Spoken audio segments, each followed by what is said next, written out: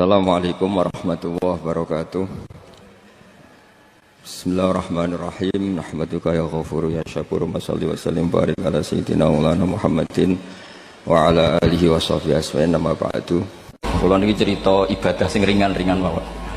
Tapi dadekne mlebu swarga. Amin. Terus kula badhe cerita siji mazhab Hasan Sadzili. Terus Hasan Sadzili niku thariqah sing dianut Gus Wafi. Kula nggih beberapa kali dapat ijazah saking Mbah Mun, saking bapak kula. Di antaranipun nggih pesen teng Gus Wafi, sebagian liwat kula ziarah teng Baruzak nggih. Baruzak Termas. Abdul Hasan As-Sadzili niku nate pas teng dalem ditamoni pemuda. Pemuda niku ngrutu. Di kampung kami banyak maksiat, di kampung kami banyak kesalahan. Niku sepundi? Jaga Abdul Hasan As-Sadzili niku ringan. Sehingga mboten sragen. Contohnya mboten sragen. Sakjane nggih persis, tapi utama niku dereng ngeten sragen. Kok tenggen kula kathah maksiat ngeten-ngeten. Jawabe Abdul Hasan As-Sadzili enteng ngoten. Man ahabba alla yu'sawaha fi ardi alla yu'sawahu fi ardi faqad ahabba alla tadhara maghfiratu wa alla tadhara syafaatuhu sallallahu alaihi wasallam.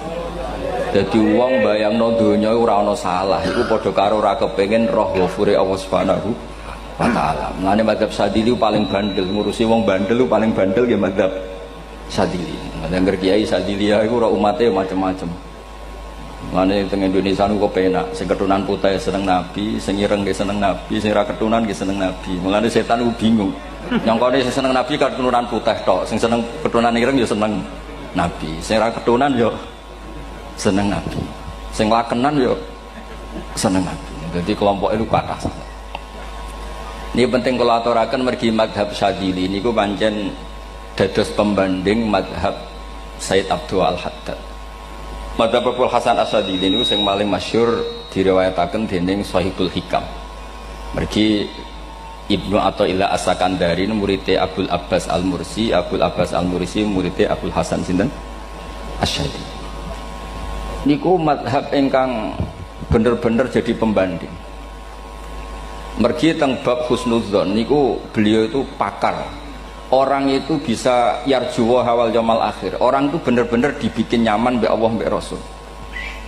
Misalnya ngeten, sampean sowan Allah iku kudu arep-arep disangoni. Kena arep disangoni berarti nganggep Allah iku medhit. Mulane tomak niku penting. Tapi mbek pangeran aja mbek wong, tapi mbek pangeran mbek. Dados limangka yarjuwa hawal yaumil akhir. Riyen niku zaman kula alit. Niku anggere ana santri lunga iku sanggu sak umbalan. Mergo yakin kiai iku nyangoni. Lho diyakini nyangoni iku keren, berarti diyakini lomo. Lha kok yakin mlebu neraka, berarti nganggep Allah gak Rahman Rahim. Mulane yakin mlebu napa? Swarga. Mau modal urun maulid sak dina ora urun malah entuk. Terus niki rontok-rontok salah tapi muga-muga disepuro pangeran. Nggih wau. Nek sampean bener niku sifat ghafuri Allah nganggur, nggih. Kerhane efektif ana sing salah. Mulane wonten cerita wonten tiyang teng mulazam donga ya Allah kula paringi mboten nate salah. Iku jawabe pangeran fa'ina adhu ghufra. Wong ora tau salah sifat ghafur iku nganggur. Niki cerita sing sampean aja niru kula. Niki cerita ilmu. Niku mazhab Abdul Hasan apa? As-Sadzili. Benten madhabe Sayyid Abdul Al-Haddad itu jalure khauf. Jadi dosa gede apa cilik? Ora ana gede ora ana cilik. Ki aja delok sing mbok dosani, aja delok dosane tapi delok sing mbok dosani iku sapa. Misale Gus Wafi ngutus santri teng mriki, "Cung, tukokno rokok." Rokok itu barang makruh misal. Mestinya kan santri oleh bantah, niki kiai ku piye to barang makruh kok kon nuku. Tapi masalahnya kan arah dituruti ya gelo tenan. Jadi ojo delok kongkonane itu penting ra penting, tapi mukhalafah itu sababul fir. Misalnya kados kula niki teng mrikan wonten botol minuman. Cung pindah rene itu kan barang sepele. Terus sampean takok urgensinya apa ya harus dipindah. Iku santri mangkelno to. Ya wis dipindah wae, pokoke penting nu. Menurut itu cara pandang Sayyid Abdul Al-Haddad. Ki aja geman bantah pangeran senajan to perintahe sepele. Piye-piye mukhalafah ngono iku jenenge Nah cara Abdul Hasan As-Sadzili nggih boten barang gede mbek cilik kudu ana bedane. Wong ana kabair ana saghair. Mosok WA janda beda mbek goncekno ya kudu beda. Wong WA tok kok padha mbek napa? goncekno iku kudu beda, kudu ana sawair, kudu ana napa? Kabair. Tapi cara Sayyid Abdul Haddad mboten delok sing mbok maksiati ku sapa. Sehingga khazanah kita niki penuh dengan ilmu. Mulane wonten bab ijtihad. Ijtihad niku ruangannya luas sekali. Ya kula bolak-balik nyontokno. Kula sakniki kan jare wong akeh kiai gedhe. Jare wong akeh kula niku kiai gedhe. Nek diundang manakipan tangga yo bingung. Ora teko sawangane iki gedhe sombong diundang wong cilik ora teko. Teko iku mahjubno kiai sing ora tau pahayu. Kuwi bingung. Nyatane kula ora teko nggih do matur nuwun Gus. Athok kula mboten lakon. Nah kula teko kan mesti ordere teng kula mboten. Cara sing tok pitik gedhe nggih kula, salam tempel gedhe nggih kula. Berhubung kula ora teko ngresgeni tiyang kathah. Saiki misale wonten takok, kiai gedhe diundang musala cilik kesunatan teko apa makruh teko? Cara ijtihad, cara sampean makruh teko napa kesunat? Kula misale diundang ning Sragen ning musala Penceng. Kula niku sunat teko napa haram teko? Haram ya bener lagi haram ya. Setuju haram. Mergo mahjubno ya haram setuju. Itu ijtihad. Ijtihad itu ranahnya itu karena nggak bisa ditebak. Ijtihad itu nggak bisa ditebak.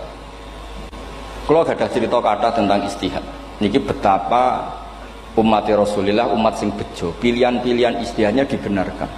Masyhur tenggene cerita Bani Quraidah. Nabi ngendikan, engkau kowe jogeman sholat asar kecuali sampai neng kampung Bani Quraidah. Ternyata kurang 2 kilo atau 3 kilo matahari itu mau terbenam. Sebagian sahabat sholat sebelum sampai Bani Quraidah karena takut sampai Bani Quraidah sudah qadha napa? Asar. Sebagian tetap sholat di Bani Quraidah meskipun sudah qadha asar. Ketika lapor Nabi semuanya dibenarkan. Semenjak itu ada pintu sing darani pintu napa ijtihad. Mulane kula bolak-balik cerita. Wonten kiai nak tangkok, "Cung kowe ngaji mek sapa? Ngaji kalian tiyang niki." Kiaimu tau nangis mboten? Lereni ngaji mek kiai ra iso nangis, berarti atine atos. Nak Abdul Hasan Asy'ari takok, "Cung kowe ngaji mek kiai sapa? Kiai fulan." Tau guyu mboten nate, lereni. Kiai ra iso syukur mbok jani. Kiai ra iso syukur kok mbok jani. Karena itu masalah ijtihad. Nggih masalah napa? Ijtihad. Ijtihad itu polanya enggak jelas. Wonten kiai ora gelem mulang wedok nggih kathah, alasane wedi fitnah. Wong pancen iman pas-pasan mawon nek wong ayu ya bingung. Tapi nak diwalik, nak kira gelem wong mulang wong wedok, terus yang mulang wong fasik, atau aliran sesat, itu ya repot. Kowe ngerasa paling gak sesat. Ya sudah seperti itu masalah-masalah apa? Ijtihad. Nah, kalau tak cerita saat ini balik cerita tentang Burda. Burda itu nak ngelem Kanjeng Nabi. Niku pancen diilmoni tenan. Kalau niku Burda berjanji tiba, niku setengah hafal, pancen riyen mbah kula buyut-buyut kula niku pesene ken apal tiba, apal berjanji, apal Burda. Wis mboten ngengken ngapal loh, tapi karena sering baca akhirnya hafal. Kalau beri beberapa contoh, ngelem niku nak mboten diilmoni itu kualitasnya ada bagus, tapi kalau diilmoni itu kualitasnya bagus. Kalau beri contoh begini. Saya itu kalau pidato atau khutbah atau ngaji, apalah terserah istilah jenengan atau ceramah. Biasanya kalau seneng istilah ngaji, niku mesti ndak ikuti sing gampang mawon wa ala alihi wa sahbi ajmain. Ajmain itu kalimatun fariqah bainana wa bainasyiah. Fa innana nukrimu jami'as sahabah. Ajmain itu kalimatun fariqah, kalimat pembeda. Kita ahli sunnah wal jamaah akramu jami'as sahabah. Ada kelompok sing akramu sahabian wa ahanu sahabian akhar. Sehingga ajmain itu harus kita baca. Itu karena itu kalimatun fariqah, kalimat pembeda. Kata-katanya hanya ajmain. Begitu juga berjanji itu nak ngelem Nabi niku wa ba'du fa'aqul wa Muhammad bin Abdullah bin Abdul Muttalib wasmu Syaibatul Hamdi Humitat Hisaluhus Saniyah. Karena ketika Rasulullah memaklumatkan jadi Nabi itu problemnya itu nasabnya siapa? Orang-orang yang di Palestina, di Israel, di Yordan, di Syam kalau dulu. Itu alamatnya Nabi itu harus turunan Ibrahim. Ibrahim sementara orang Syam menurut pengetahuan orang-orang Yahudi Syam. Maka saya berjanji menunjukkan dulu kalau nasabnya Muhammad itu ini. Terus sampai warafuhu ilal khalili Ibrahim, terus ila dzabih Ismail nisbatuhu wa muntama. Terus setelah itu terus beliau ngendikan wa adnanu bila raibin inda dzabil ulumin sabiyah ila dzabihi ismail nisbatu wa mun tamam. Terus ketika berjanji di karang itu sudah ada faham-faham yang seakan-akan babahnya Nabi itu ada masalah. Terus beliau ngendikan ini Syaibatul Hamdi, Sayyid Abdul Muthalib itu orang yang ketika buka Ka'bah, buka Zamzam, saurip-uripnya muji pangeran. Terus banyak lagi wasumi'a fi sulbihin Nabi sallallahu alaihi wasallam dzakarallaha ta'ala walab. Mbah yang ini bahkan dengar ketika Nabi masih di punggungnya membaca tasbih. Terus sampai fa'azim bihi min ikdin ta'allaqat kawakibud durriyah wa kaifala wa sayyidul akramu sallallahu alaihi wasallam wasitatuhumun tak. Nabi itu orang suci, makanya harus lewat rahim yang suci, harus lewat bapak yang suci, mbah yang suci, sampai ila khalilir rahman Ibrahim alaihis salam. Makanya terus dinagumkan nasabun tahsibul ula bikhulau, terus tarokus sifaha falam yusibhum aruhu min adami wa ila abihi wa ummihi. Karena kabeh sonal ismihi, semuanya itu untuk menjaga asmane Nabi Muhammad sallallahu alaihi wasallam. Kemudian Burda membentuk itu dalam bentuk nazuman. Misalnya beliau ngendikan Rasulullah itu mutiara. Jadi ketika dakwah berpola ya baik, ketika tidak berpola juga baik. Beliau cara muji Nabi faddurru yasdadu husnan wa huwa muntazimun. Namanya mutiara ketika diuntai pasti sangat indah. Tapi terus-terusannya itu wale sayang kusu qadran ghairu muntazimi. Tapi namanya mutiara, mbok berserakan pun tetap indah. Jadi unik. Berarti ketika beliau uji Nabi dakwah tertib pernah. Sholat tuh harus begini, harus begini, harus begini. Beliau sholatnya tumakninah tertib. Tapi Nabi pernah sholat gak tertib. Duhur tuh 2 rakaat. Mana anak kiai rodok lalinan yo anak sana tuh. Duhur 2 rakaat. Tapi barokahnya Nabi duhur 2 rakaat diketahui cara sholat kalau salah itu gimana. Umpama Nabi sholatnya bener terus, itu akan kesulitan kita solusinya ketika ngalamin apa? Kesalahan. Makanya Nabi ngendikan ma kuntu ansa walakin unas sali as-sunnah. Itu mestinya ra tau lali, tapi didesain lali biar bisa jadi sunnah. Wonten tiyang salate sawi maca surat Baqarah. Wonten tiyang badhe njupuk wedhuse lah cara Indonesia. Bareng kesuwen piyambake mufaraqah. Walhasil Mu'ad matur Nabi, ini munafik di tengah-tengah sholat kok mufaraqah. Si penggembala unta ini juga ngeklaim, ya Rasulullah imam kita tidak benar, sholatnya kesuwen. Pikirannya wong ora bela imame. Ternyata Nabi gak belok sing ngangon. Afattanun anta ya Mu'ad. Wong imami wong seragen surat Baqarah. Wis pokoke kulur ae. Jadi Islam itu segampang itu, semudah itu. Sehingga wonten tiyang niku isane maca kulhu, rakaat lagi kulhu, saniyah nggih kulhu, pokoke kulhu sampai sok makmume ku mangkel. Waduh, si imam iki gak keren, mosok main apa? Kulhu. Dilaporno, ya Rasulullah ini imam yang kau tugaskan di kampung kami niku amen maca kulhu, Mam. Ditimbali be Nabi, kenapa kamu baca kulhu terus? Li annaha sifatullah, karena itu sifatnya Allah. Maka saya senang mengulang-ulang sifatnya. Terus kata Nabi, saya barusan dikasih wahyu Allah bahwa Allah mencintai kamu karena kamu mencintai surat kulhu. Nah ini jazah yang seragen ingin iku apa? Nanti maca timbang maca idza samsu kuwirat bulet nang tengah. Jajal ampun tak tes sakniki. Kiai paling pinter teng seragen kan maca idza samsu kuwirat di depan umum. Mungkin nak dhewean roh tapi nang ngarepe Habib Doa ngarepe Gus Wafi meriang nak muntir. Wah, ngoten niku kula ndek kanca niku imame level desa, bareng imami teng kecamatan salat Id. Mersiapno surat Tabarakalladzi biyadil mulk. Suwengi diapalo lah anyang ambek hafid. Niku nyatane ya malah klirune fatal, malah lali ra maca Fatihah. Saking semangate ben ketok imam keren maca surat napa? Tabar. Jadi yo ribet. Terus kula suwun seneng Nabi niku kados senenge para ulama. Niku nak nyipati Nabi niku gampang. Kula niki beto kitab Saraipun Burdah kalian Saraipun Barjanji. Niku kalau ngelem Nabi niku sederhana, tapi itu yang mengena. Bisa ulang lagi niku sing mengena. Misalnya dawe Imam sing aran Risalah Qusairiyah. Tegene Bukhari ini cerita Bukhari. Nanti semua nabi ketika di akhirat tuh nafsi. Jadi roh prahara kiamat itu mun gak dinyali mau muni nafsi. Nabi ini cek kober ngendikan ummati umat. Ketika semua nabi ku pelo wis ra iso muji pangeran, Nabi Muhammad di depan Allah tesih saged muji. Fa ahmaduhu bima hamida allamani rabbi. Ketika nabi lain sudah tidak punya nyali bilang alhamdulillah, Rasulullah masih punya nyali bilang alhamdulillah. Sehingga fa Muhammadun ahmadu min ghairi. Hampir semua ulama ngendikan ahmadu yang Muhammad itu afal tafdil. Fa Muhammadun ahmadu min ghairi. Ketika nabi lain sudah tidak bisa atau tidak punya nyali memuji Allah, Nabi Muhammad masih berani memuji Allah ketika mahsyar. Karena logikanya begini, kira-kira pikirannya nabi-nabi itu kiamat, berarti amal harus ditutup lah, buku harus tutup. Tapi pikirannya Nabi Muhammad boten ngoten. Allah itu tidak diganggu oleh apapun, tidak kena atau tunduk sama konstitusi apapun. Sampean ra iso ketemu Allah nih pun akhirat, jangan pun boleh macam-macam nih, mau tutup buku boten saged. Rahmatnya Allah tidak bisa dibatasi oleh akhirat. Saya ulang lagi, rahmatnya Allah tidak bisa dibatasi oleh akhirat. Makanya Nabi tetap berani mengajukan syafaat meskipun sudah finish, sudah akhirat tak sudah finish.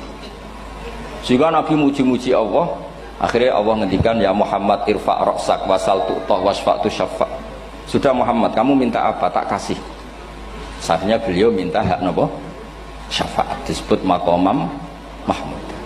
Lan ini kula waos kitab kersane orisinil niki betapa sayangi Rasulullah sallallahu alaihi wasallam teng kita.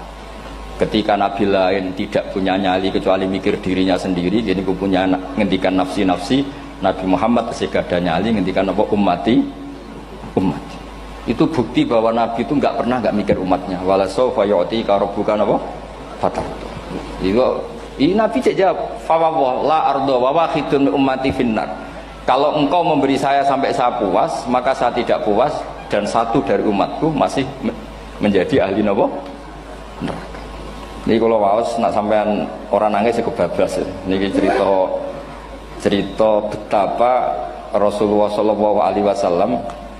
Niki jarang tiang maos niki kalau waos kersane tambah mahabbat Rasulullah Shallallahu Alaihi Wasallam. Dados niki kalau cerita ketika Rasulullah ketemu pangeran teng Sidratil Muntaha, niku diredaksekno burdah, nggih diredaksekno burdah, fahusta kulla fakharin ghaira mustarakin. Engkau mendapat kehormatan yang tidak tersaingi. Fahusta kulla fakharin ghaira mustarakin. Jadi engkau mendapat kehormatan yang tidak akan tersaingi. Wajusta kulla maqamin ghaira mustahami. Atau wahusta kulla maqamin ghaira mustahami. Dan engkau mendapat satu derajat yang enggak mungkin tersaingi. Mustaham itu enggak tersaingi lah. Walhasil ternyata derajat itu apa? Gini ku ketika Rasulullah ketemu Allah Ta'ala teng Sidratil Muntaha, niku Sayyidah Aisyah radhiyallahu anha tangklet, ya Rasulullah, mal ladzi auha ilaika rabbuk idz qala fa auha ila abdihi ma auha. Qala ya Aisyah aturidina anta alami ma la ya'lamuhu Jibril wala Mikail wala nabiyyun mursalun wala malakun muqarrabun. Nggih, Aisyah, bagaimana mungkin kamu tanya sesuatu yang bahkan Jibril itu tidak tahu, Mikail itu tidak tahu, dan semua malaikat yang dekat maupun nabi yang jadi rasul semuanya tidak tahu hubungan saya, kedekatan saya dengan Allah membicarakan apa.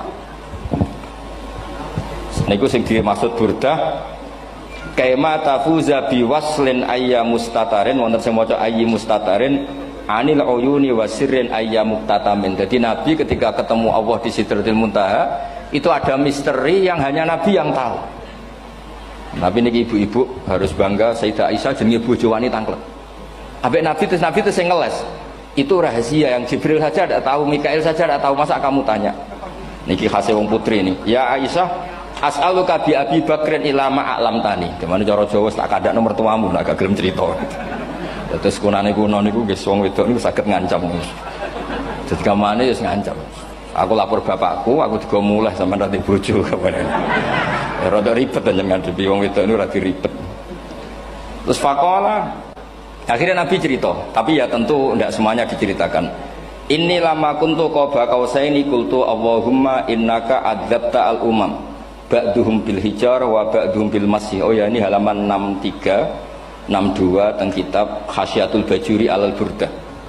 Ya, kitab Hasyiatul Bajuri alal Burdah. Ya Allah, Engkau menyiksa umat-umat sebelum umat saya, sebagian bil hijarah wa ba'dum bil masri wa ba'dum bil khosfi.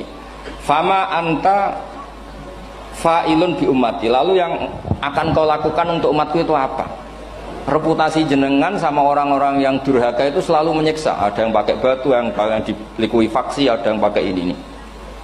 Mosok umatnya kekasih jenengan podo ngoten. Jadi Nabi ku mun nego lah. Nego supaya gak sama. Faqala unzilu alaihimur rahmah min ananis sama wa ubaddilu sayiatihim hasanat.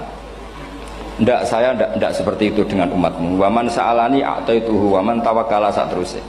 Terus wa fid dunya asturu alal usad wa fil akhirah usyaffi'u kafihim. Orang-orang yang masih maksiat di dunia tak kasih hak tobat, dan nanti di akhirat tak kasih hak syafaat. Engkau tak kasih hak syafaat. Mulane ini penting di ngertosi bilih ukuran Nabi baik itu gampang nak sampean ngaji ngangge ilmu. Syafaati li ahlil kabair min ummati. Sok syafaatku kanggo ngomong sing salah akeh. Wong Nabi ku ra melok dosa kok mikir nyafaati. Nak rapi apike wong ra mungkin. Wong sing dosa iku sampean, sing salah sampean, sing mikir solusine Kanjeng. Nah, belum wong kok apikane ngono iku gak mungkin ta wong piye. Wong sing salah ku sampean, sing diutang yang sampean, sing kasus sampean, sing mikir Kanjeng. Nah, itu cara ulama ngelem Kanjeng Nabi. Mulane khodam tuhu bimadihin astaqilu bihi dzunuba umri madha fi syi'ri wal khodami. Dadi aku ngelem Nabi iku sebagai bentuk ngelem sing ndadekno dosaku ben disepuro pangeran. Misalnya kita suka Alphard, muji Alphard, suka Innova, muji Innova, suka kebun, muji kebun. Sing ribet tuh nak suka hewan, seneng kucing nggak ngelem kucing. Lu bareng ngelem Kanjeng Nabi kok ora iso. Lane jare Burdah, aku iku ngelem apa tau iso, mosok aku ora tau ngelem Kanjeng Nabi. Makanya terus beliau hidupnya, kemampuan syairnya didedikasikan hanya nggo ngelem Kanjeng Nabi Muhammad sallallahu alaihi wasallam. Makanya terus ngendikan wa huli kholasi khaira multazim. Saya dedikasikan kecerdasan saya untuk ngelem Kanjeng dan Nabi, dan itu solusi terbaik. Lalu nak ngelem Kanjeng Nabi kadang kebablasan, sampai dikritik banyak ulama karena kebablasan. Gini masyhur beliau ngendikan wala yadi ka rasulullah jahu kabi idal karimu tajalla bismi muntaqimi. Wonten naskah sing tahalla duka wau teng mriki diwaos napa tahalla napa tajalla tahalla ya. Wonten naskah tahalla wonten tajalla artosipun ngeten. Ya Allah, nabimu ini engkau gelari nabi yang ar-raufur rahim, sebagaimana yang sering disebut Habib Ali Al-Habsyi. Jika nabimu itu ar-raufur rahim, maka ketika engkau mau menyiksa saya dengan atas nama engkau al-muntaqim, zat yang tukang nyiksa, yang menyiksa, maka gelar engkau kepada nabi yang ar-raufur rahim itu kamu kemanakan? Jenengan kudu konsisten, terus kadung ngarani nabi ini jenengan raufur rahim. Maka sifat jenengan yang muntakim jangan pakai dulu, karena saya ini umatnya Nabi yang kamu beri gelar Raufur Rahim. Paham tuh jenengan? Maksudnya ya aja sida nyiksa wong kadung mbok arani Raufur Rahim. Dadi wala yadi ka Rasulullahi jahu kabi idzal karimu tajalla ta tahalla bismimun takim. Terus sing aran Burdah jenenge Muhammad. Allah kadung janji wong sing jenenge Muhammad ora bakal disiksa. Sebetulnya maknanya ya Muhammad Sayyidul Anbiya nih. Tapi ketika ono panggilan Muhammad ke depan, Muhammad gak boleh disiksa. Jeneng kula nggih Muhammad. Dados Burdah nu saking yakine ngendikan fa innali zimmatan minhu bi tasmiyati Muhammadan wa huwa afal khalqi bil zimman. Gusti jenengan kudu eling nami kula niku Muhammad. Wong sing jenenge Muhammad itu ora oleh disiksa. Padahal maksudnya ora oleh disiksa kan kanjeng Nabi Muhammad, tapi biabake namine Muhammad. Terus ngendikan malih in ati dzamban fama ahdi bimun taqidi minan nabi wala habli bimun sorim. Gusti kula pun iman mbek jenengan. Iman itu nilainya tertinggi. Jenenge iman nilai tertinggi, maka iman enggak bisa dibatalkan hanya karena saya salah. Jadi pangeran kok diruwayu dipeksa kudu ngakoni nek dene umat Rasulullah sallallahu alaihi wasallam dan in ati lamun nekane ingsun dzamban ing dosa. Fama ahdi bimuntaqidin, maka perjanjian saya dengan engkau tidak boleh dibatalkan. Itu termasuk hebatnya umat Rasulullah sallallahu alaihi wasallam. apapun salahnya niku tetap diakoni umat Rasulullah sallallahu alaihi wasallam. Mergo termasuk kelebihan Nabi niku gadah hak napa? Syafaat. Nggih eling-eling termasuk kelebihan Nabi niku gadah hak napa? Syafaat. Meskipun kita tetap khawatir jenenge dosa ge istighfar, tapi aja dadi putus asa mergo napa in anti dzamban fama ahdi bimuntaqidi minan nabiyyi wala habli bimun sorim. Terus niku cerita-cerita madhe ulama teng Rasulullah sallallahu alaihi wasallam. Mereka milih kata-kata sing wong apik eling terus. Nggih eling terus. Wau kados wau fadurru yasdadu husnan wa huwa muntazimu wa laysa yang kusu qadron ghairu mun. Jadi dulu tuh pernah ada faham-faham sing cara zahir hadis iku abai nabi itu seperti ini cara zahir hadis. Tapi ahli sunnah wal jamaah itu di pendapat bapak nabi babe nabi ku min ahlil jannah. Mergo apa? Wa kaifala wa sayyidul akramu sallallahu alaihi wasallam wasitatul muntaqo. Nabi itu orang suci, pasti lewat rahim-rahim yang suci. Minal aslabi thahira ilal arhamiz zakiyatil fakhirah. Itu logika yang dibangun. Sehingga terus mantep baru kayak wau mau sedibak mau berjanji keyakinan wong Islam an-nabi min abihi wa ila jaddi sampai Adam niku kabeh tarokus sifaha falam yusibhum aruhu min adami wa ila abihi wa ummi. Begitu juga masalah iman. Soal misalnya ada pertanyaan ilmiah, lalu Ibrahim gimana? Karena nanya Azar itu kafir.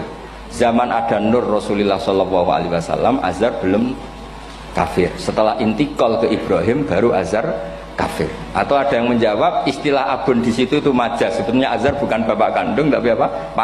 Paman. Selalu ada jawaban ilmiah dari ulama-ulama ahli sunnah wal jamaah. Tadi kalau pesen teng jenengan sementing niku mau dibak berjanji napa burdan itu ada 1-2 bait yang jenengan tahu maknanya. Sehingga nanti kualitas mahabbah kita, kualitas kecintaan kita pada Rasulullah sallallahu alaihi wasallam niku tambah. Misalnya ngeten kula kan nekuni tafsir ya. Ada ayat rubama yawaddul ladzina kafaru law kanu muslimin. Niku hampir semua fasir konsensus sepakat jeng ben nek wong Islam mlebu neraka. Niku sampean kudu donga, nek mlebu neraka muga-muga jejer wong kafir sing kecangkeman.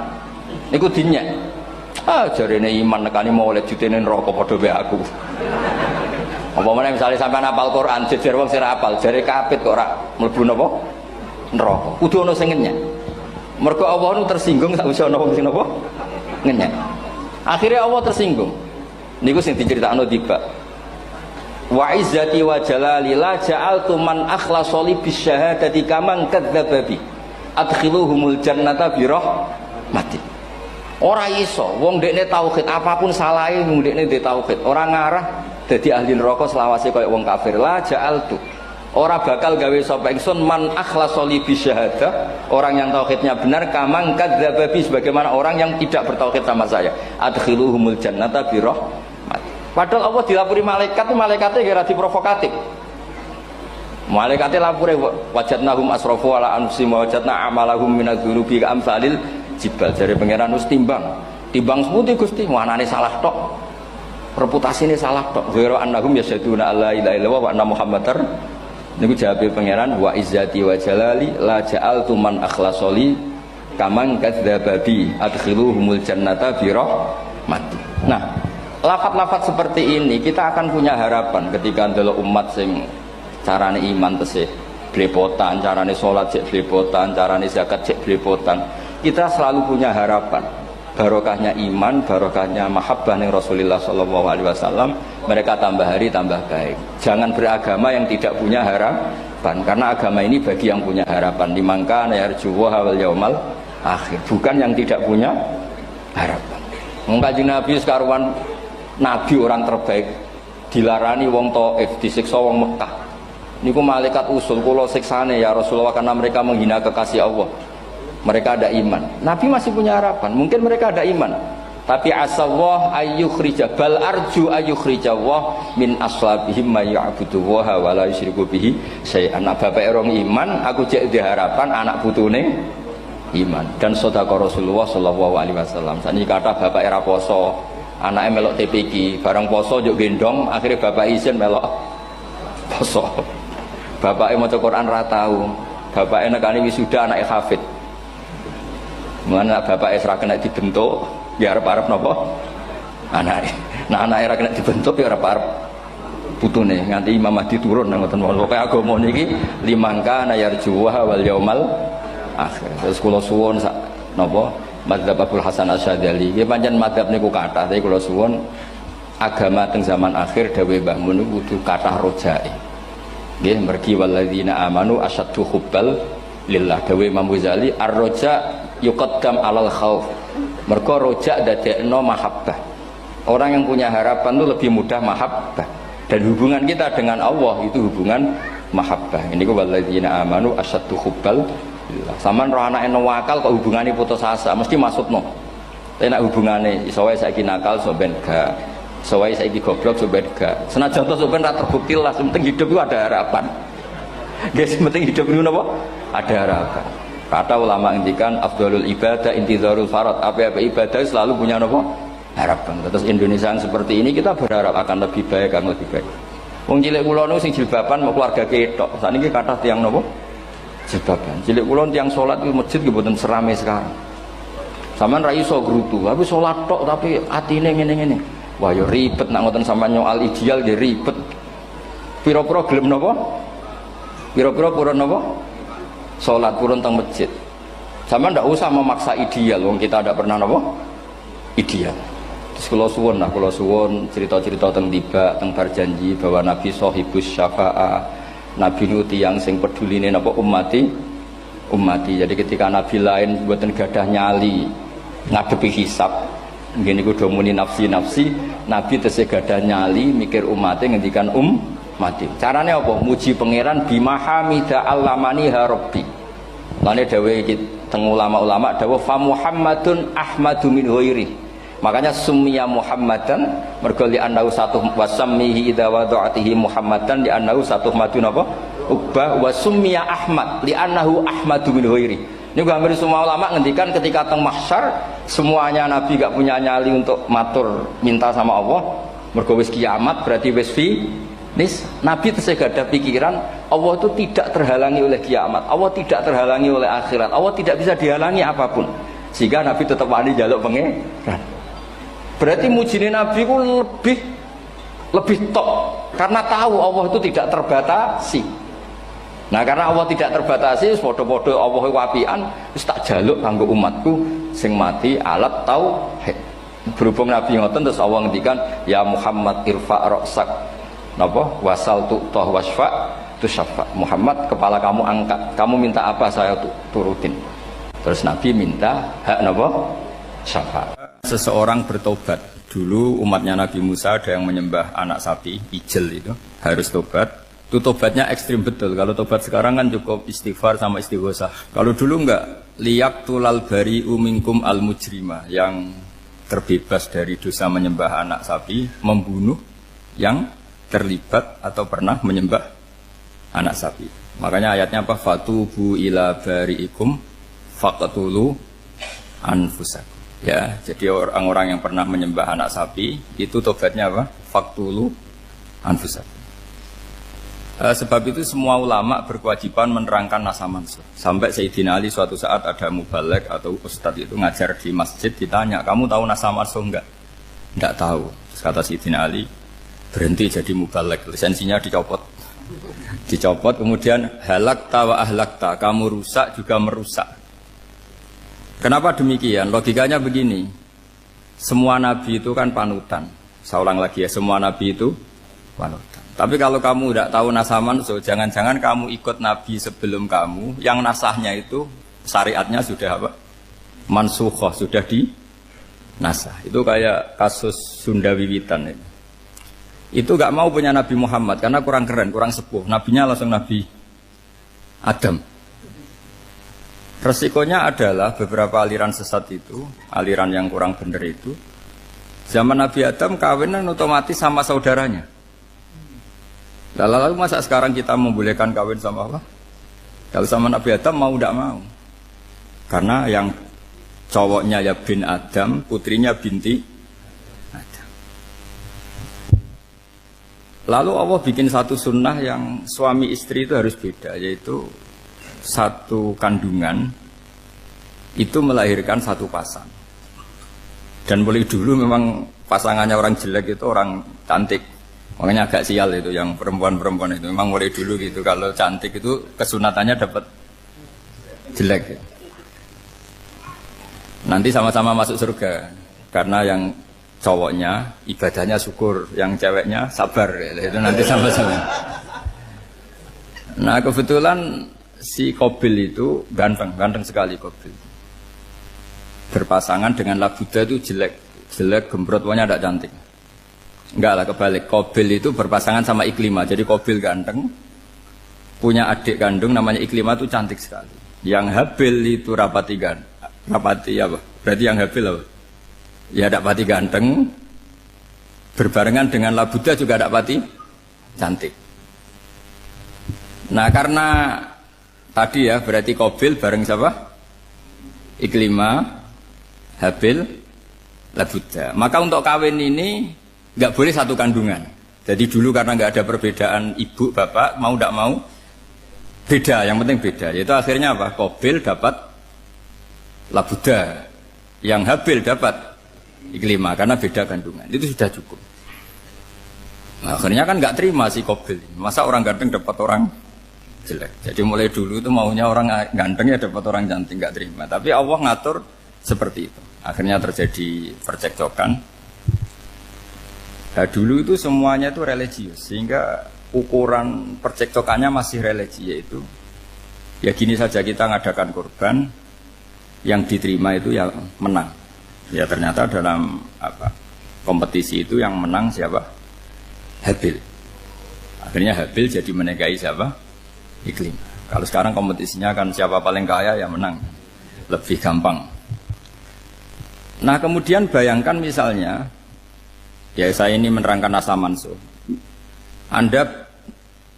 Kita semua sering ngomong, sering berkoar-koar, sering menyarankan atau mewajibkan para nabi itu panutan dalam semua perilakunya. Ternyata ada beberapa perilaku yang sudah dinasah atau dihapus ketentuannya oleh syariatnya Rasulullah Shallallahu Alaihi Wasallam. Maka mengenali nasah mansuh itu keharusan dalam ulumul Quran. Ya, makanya Allah mengatakan apa? Manansah min ayatin aw nunsiha pasti na'ti bi khairim minha aw misli. Jadi saya nerangkan nasah mansuh itu dua sesi. Satu sesi antar nabi, dua di internal syariatnya apa? Sekali saja hari ini dok, sudah setelah itu anggap pinter sudah. Kalau sudah jangan tanya lagi. Nah, ada beberapa lagi syariat yang masalah metode. Dulu Nabi Nuh itu dibolehkan oleh Allah saking mangkelnya sama orang kafir. Saya ulang lagi, orang kafir itu kan biadab sekali, nempat buminya Allah, makan rezekinya Allah, kemudian mengkafirkan Allah. Pikirannya Nabi Nuh, orang biadab gini nggak layak hidup, itu pikirannya Nabi Nuh. Kalau dia pakai militer, tidak punya militer, ya pakai langit akhirnya. Pakai kekuatan langit, beliau berdoa, Rabbi la tazar alal ardi minal kafirina dayyar. Innaka intazarhum yudillu ibadaka wa la yalidu illa fajirong kafar. Ya Allah, mereka ini orang-orang kafir. Padahal pakai bumi engkau, pakai rezeki engkau. Matikan semua saja. Jangan sisakan satupun. Karena kalau masih sisa, nanti anak turunnya ya gitu. Gennya gendo ya pasti melahirkan gendo. Gen, wa la yalidu illa fajirong kafar. Kalau kamu sisakan pasti melahirkan generasi gendo lagi, kafir lagi. Dituruti sama Allah. Kecuali orang 80 yang ikut Nabi Nuh. Nah orang 80 yang ikut Nabi Nuh ini selamat karena iman. Maka generasi yang sekarang ini termasuk saya semua ini, semuanya turunan orang iman. Maka kita ini punya dua status. Satu, Allah kadang manggil kita ya Bani Adam, karena faktanya kita turunan Nabi apa? Adam. Panggilan kedua adalah Zurriyataman Hamalna Ma'nu. Orang-orang sekarang itu pasti turunan orang yang ikut perahunya Nabi Nuh. Jadi nasab kita ini sudah steril. Sudah tidak ada nasab lewat kafir. Karena yang kafir sudah habis. Semua orang sekarang itu turunan Nabi Nuh. Yaitu disebut apa? Zurriyataman Hamalna Ma'nu. Itu sekitar orang 80. Nah, oleh Allah Subhanahu wa taala syariat seperti ini pernah dituruti, yaitu akhirnya mereka mati semua kecuali orang 80 yang mukmin. Tapi uniknya Allah apa? Era Rasulullah Shallallahu Alaihi Wasallam, Nabi kita Nabi Muhammad itu diutus rahmatan lil alamin. Ketika Nabi didustakan, diusir, disakiti, malaikat gunung, beberapa malaikat sing ahli adab spesial eksekutor lah kira-kira gitu. Muhammad, kamu bilang saja ke saya, kalau kamu ingin orang-orang Mekah Abu Jahal CS, saya hancurkan. Tapi apa kata Nabi? Saya berharap kalau mereka belum iman, anak cucunya iman. Karena bagaimanapun sperma ya atau calon bayi atau calon keturunan itu kan ada fi aslabir rijal atau fi zuhurir rijal. Jadi kalau dalam ilmu agama itu gen manusia itu disimpan di zuhurir rijal di punggung lelaki. Nanti dipindah ke arhamin nisa. Logikanya gini. Ini dengerin ya. Logikanya gini, misalnya Abu Jahal. Abu Jahal itu di situ ada orang namanya Ikrimah. Itu anaknya Abu Jahal. Itu orang mukmin. Akhirnya ya jadi orang alim. Abu Lahab itu di rahimnya di punggungnya ada perempuan namanya Darrah. Akhirnya juga orang mukminah. Saya berikan contoh. Khalid bin Walid itu anaknya Walid. Walid itu musuh besarnya Rasulullah. Tapi di punggungnya ada orang bernama Khalid. Ini dengerin. Nah di punggung ini kira-kira Allah sudah tahu apa belum? Jawabannya sudah tahu. Artinya kalau ini mati atau kamu bunuh, kamu sebenarnya nggak bunuh orang kafir saja, bunuh calon orang mukmin yang sekarang masih bersemayam di punggungnya orang-orang kafir. Jadi bisa saja orang yang sedang kafir itu ada sekian calon generasi yang suatu saat mukmin. Itu syariat yang diajarkan ke Rasulullah SAW. Karena kasofnya Nabi, kasof itu satu kondisi di mana seorang Nabi itu dipertontonkan sesuatu yang nggak kelihatan. Itu dalam bahasa Arab kasof atau mukasyafa. Nabi dipertontonkan ternyata banyak orang kafir yang di punggungnya itu ada calon generasi mukmin atau muslim. Akhirnya Nabi nggak berani. Jangan bunuh. Mungkin bapaknya ada iman tapi anaknya iman. Betul, Abu Jahal punya anak Ikrimah, Abu Lahab punya anak Darrah, Walid punya anak siapa? Khalid. Itu mirip seperti kita, bapak era sholat, anak etipiki sholat, akhirnya bapak katut sholat. Banyak nggak di Indonesia, bapaknya tidak bisa baca Quran, anaknya hafid. Nah, itu kalau bapaknya kamu habis, tidak ada yang meselin. Makanya biarkan hidup saja. Nah, artinya gini, andai kan tidak ada ulama yang menerangkan nasa mansuh, dikira syariat Nabi Nuh itu abadan mu'abbadat, selamanya lama. Jika main teror sama orang kafir sah berdasar Nabi Nuh, padahal kita sudah ganti Nabi. Yaitu syariatnya Rasulullah SAW masyhur itu ketika Nabi ngendikan, saya tidak minta mereka dihukum, tapi ya Allah saya minta Allah mahdi qaumi fa innahum la ya'lamun. Mereka kafir itu karena tidak tahu. Sehingga ada periode. Loh kalau perang itu beda, perang itu konteksnya duel, itu tidak harus sama Abu Jahal, Abu Lahab. Ada penjahat mau bunuh kamu wajib perang enggak? Wajib. Penjahatnya meskipun muslim apa harus kafir? Meskipun muslim. Maka kata ulama fikih sebetulnya perang duel itu bukan syariat muslim sama kafir tok. Masih muslim sama muslim, misalnya ada orang mau merkosa istri kamu, terus dia pamit gini, saya muslim loh, beri hak loh. Enggak bisa. Saya penjahat loh, muslim, jadi kamu enggak boleh merangin saya, ngelawan saya kan muslim. Enggak bisa, tetap harus dilawan. Makanya kata ulama-ulama fikih, pertarungan sama musuh itu tidak harus sama orang kafir. Orang muslim pun yang mengganggu kehormatan kita, misalnya mau merkosa istri Anda, itu harus dilawan. Makanya Nabi ngendikan mangkutilah duna mali fahuwa syahid, mangkutilah duna harimi fahuwa syahid. Orang yang mati karena membela kehormatan keluarganya atau hartanya, maka dia mati syahid. Dan penjahat yang mati ini muhaddarun damu, diabaikan sehingga enggak kena kisos, pembunuhnya enggak kena. Misalnya ada penjahat mau bunuh kamu duel, menang. Kamu nggak kena kisos karena ini muhaddarun damu, diabaikan kehormatannya. Padahal dia muslim, apa? Muslim. Ini perlu. Jadi ini mengaji ini agak jelimet, tapi gampang. Kan kalau paham nggak paham selesai, jadi yang nggak baca selesai itu. Sehingga kalau nggak ada nasa mansuh, maka orang selalu berpikir, pokoknya yang penting ikut Nabi. Lah itu bahayanya kalau Anda tidak tahu detail, jangan-jangan syariat yang kamu ikuti itu syariat yang sudah berstatus mansukhoh, telah dicabut. Dan itu banyak. Makanya kata Sayyidina Ali ketika ada orang ngajar gak tahu nasa mansuh, halakta wa ahlakta, kamu rusak dan merusak orang lain. Seperti tadi pernah ada kawin itu satu turunan, yaitu era Nabi Adam. Masa kita sekarang kawin sama satu turunan, kan nggak mungkin. Ya kan, pernah ada membumi hanguskan orang kafir, yaitu syariatnya Nabi Nuh. Itu dihapus oleh syariatnya Nabi Ibrahim dulu. Yaitu Nabi Ibrahim menghentikan apa? Faman tabi'ani fa innahu minni wa man asani fa innaka ghafurur rahim. Ya, kalau orang ikut saya ya Allah ya pasti golongan saya. Kalau yang masih maksiat, masih balelo, saya berharap engkau ampuni. Akhirnya banyak orang kafir tobat. Coba era Rasulullah itu semua orang kafir Mekah itu kafir. Nabi belum wafat.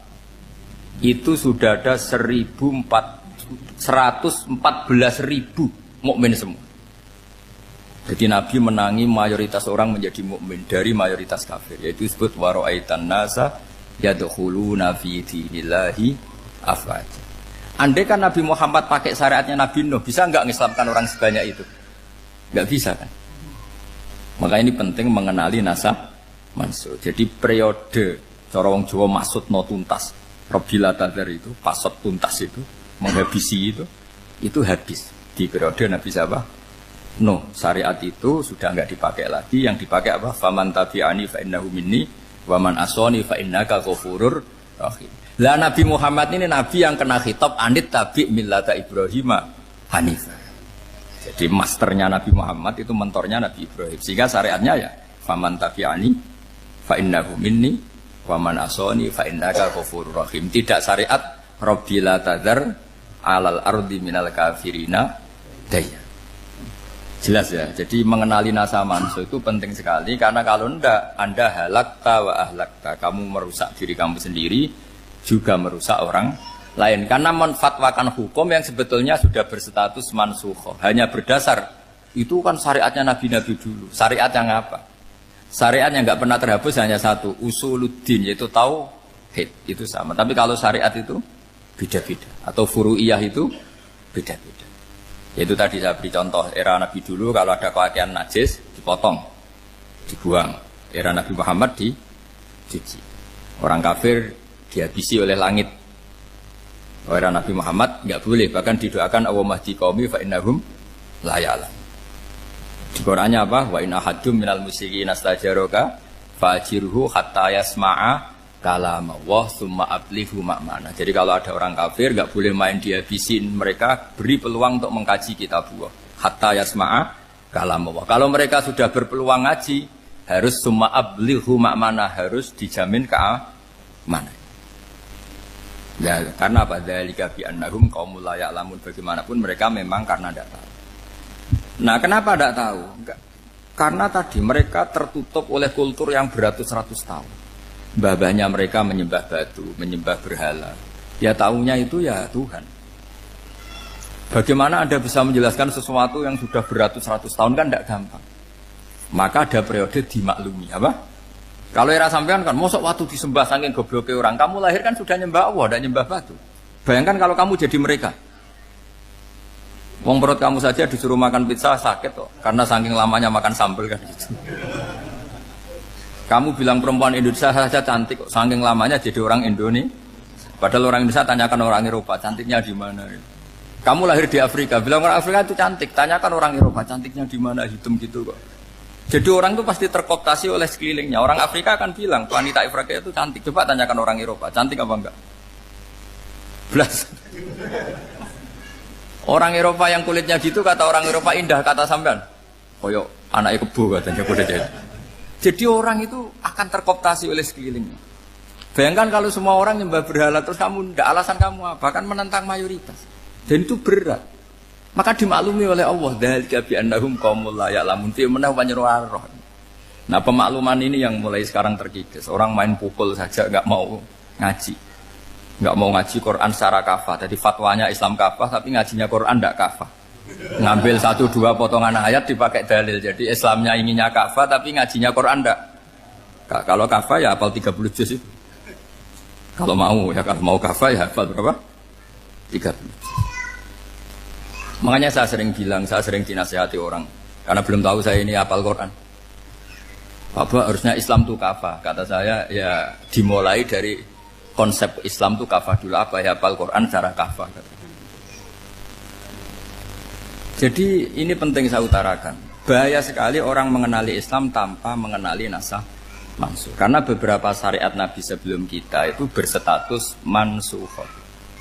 Terus contoh berikutnya, ini nasah mansuh antar Nabi apa khusus internal Nabi? Antar Nabi aja agak selesai nih sampai subuh aja agak selesai. Contoh yang paling keren mungkin cowok semua senang. Nabi Dawud dulu istrinya berapa? 99.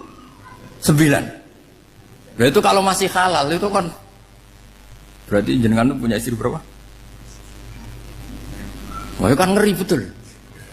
Punya satu aja repotnya gitu apalagi berapa? Punya 99. Terus kamu bilang gini, ini kan syariatnya Nabi Dawud, Nabi kan bisa diikuti. Pernah ada periode di mana seperti itu boleh. Jadi makanya mau tidak mau ngenali nasah mansuh itu harus. Kalau enggak ya kamu masih berkeyakinan boleh beristri berapa? Nah ini penting saya utarakan. Makanya Sayyidina Ali itu kalau ngetes calon mubalek, kira-kira kalau Kemenak dulu inginnya apa? Sertifikasi apa? Mubalek. Itu tanyanya gitu. Ta'rifun an-nasa wal mansuh, kamu apa tahu nasah mansuh? La. Jawabnya Sayyidina Ali, halak tahu ahlak tahu. Kamu orang yang rusak. Karena tadi takutnya ada syariat yang sudah mansukhah dipakai. Itu tadi misalnya kita ini tidak umatnya Nabi Nuh, tapi pakai syarat Robbila tadar alal ardi minal kafirina. Terus ketiga begini, misteri manusia itu. Dan ini kita tidak pernah tahu sampai kiamat, tapi ini ilmu harus kita diskusikan. Misalnya saya ini namanya Bahauddin. Saya sekarang hidup sampai 2019 sekarang. Kan hanya Allah yang tahu berapa turunan saya sampai kiamat dan statusnya kayak apa. Donald Trump juga gitu. Donald Trump itu sekarang kafir, tapi kita tidak pernah tahu nanti turunan keberapa ada yang Muslim. Lah turunan yang calon Muslim ini diletakkan di mana kita tidak tahu. Yang jelas kalau kamu bunuh itu katut itu. Artinya gini, logika membiarkan orang kafir itu ya ada logikanya. Nah, logika membunuh karena mereka mau membunuh kita ya ada logika fikihnya, karena kalau kita ada membunuh dibunuh. Makanya semuanya hukum ini terus bergantung al-hukmu yaduru ma'ilatihi wujudan wajib. Di sini terus dipertemukan. Makanya semua nabi itu kalau yang namanya membunuh pasti pas perang saja, karena ini kondisi yang memang pilihannya hanya dua, kalau nggak dibunuh ya membunuh. Ada duel lah. Maka ini butuh kajian fikih dan orang nggak boleh subjektif dalam hal ini. Saya ulang lagi, tidak boleh subjektif karena tadi orang yang kamu katakan sekarang misalnya Zaid, kamu itu bodoh sekali. Kenapa bodoh? Nggak hafal Quran, nggak pernah kuliah, nggak pernah ngaji. Ternyata Zaid ini bersemayam calon anak yang alim alama hafal Quran, namanya Umar, tapi masih jadi sperma. Suatu saat Zaid itu punya anak alim alama, kan banyak orang nggak bisa baca Quran punya anak hafid, banyak nggak di Indonesia? Banyak nggak petani yang punya anak dekan? Petani punya anak dekan, yang dekan punya anak naik kelas saja susahnya bukan main. Banyak kan? Nah ketika dibalik nanti ada dekan punya anak goblok, yang petani punya anak dekan, pinter mana? Kita tidak pernah tahu. Makanya ini kan ya sudah, kalau nggak pernah tahu ya bilang saja wallahu alam, kan selesai. Daripada keminter keliru kan ada wallahu alam. Makanya cerita favorit guru saya Kiai Haji Maimun Zubair itu punya apa namanya Kiai Zubair. Itu cerita favoritnya itu ada santri namanya Soleh. Soleh itu alim alam. Orang Madura itu cara berpikir kan kalau kiai saja alim seperti itu apalagi bapaknya. Pas bapaknya main ke pondok, santrinya ada ribuan. Bapaknya main ke pondok itu sholat itu ya gak bener, gak sesuai sunnah Rasul lah kira-kira gitu. Sudah sholat itu gak bener, apa-apa gak bener. Masih ditakwil sama santri Madura karena orang Madura itu kultus. Mungkin khilaf itu satu khusus, pokoknya perlakuan khusus. Suatu saat saking bodohnya orang itu kenceng tuh pinggir musola. Wah ini nggak bisa ditakwil lagi, akhirnya nggak bisa ditakwil tuh nggak. Wah ini sudah nggak bener ini, nggak bener. Singkat cerita santri tadi nggak kuat matur ke kiainya, Pak Yai, jenengan sealim itu kok bapaknya segoblok itu. Kenapa? Ya, dia kencing pinggir musola. Oh bapak saya tuh pinter sekali. Kok bisa? Karena beliau yang memutuskan saya mondok sampai saya jadi alim alama seperti ini. Yang bodoh itu mbah saya. Yang bodoh itu mbah saya kan.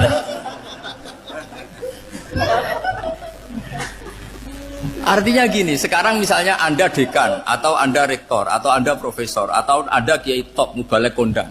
Anda mubalek kondang terus punya anak, gobloknya bukan main. Atau apalagi anaknya ketangkep KPK. Yang satu anaknya orang bodoh jadi dekan. Kalau kompetisi ini pinter mana coba? Ada ahli metodologi, tapi anaknya itu terlibat narkoba.